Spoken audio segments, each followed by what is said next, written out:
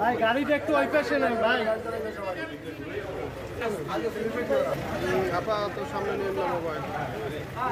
আমি মূল ফাইনালি এই ঘটনাটা ঘটাইছে তাদের নাম হলো, একজনের নাম সাইফুল আর একজনের নাম হৃদয়। সাইফুল ওর আগেরই পরিচিত, এই অটো ড্রাইভার যে ভিকটিম যে আজিজুল তার আগেরই পরিচিত।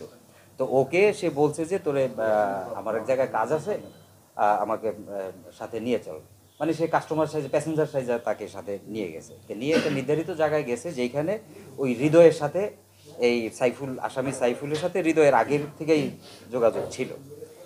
তো পরে যখন ওই হৃদয় যে সাইফুল যখন ওখানে পৌঁছাইলো, অটো ড্রাইভার আজিজুল সহ তার গাড়ি সহ, তখন এই হৃদয় এবং সাইফুল মিলে দুজনে মিলেই এই ছেলেটাকে ছুরি দিয়ে আঘাত করে, উপর্যুপুরি আঘাত করে সেখানে মেরে ফেললো।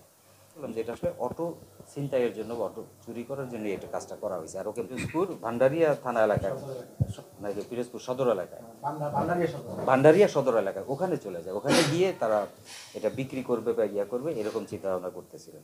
তো যাই হোক, আমরা আমাদের নিজস্ব সোর্সের মাধ্যমে কাজ করে অটোরিকশাটা উদ্ধার করি এবং তাদেরকে ধরতে সমর্থ হই।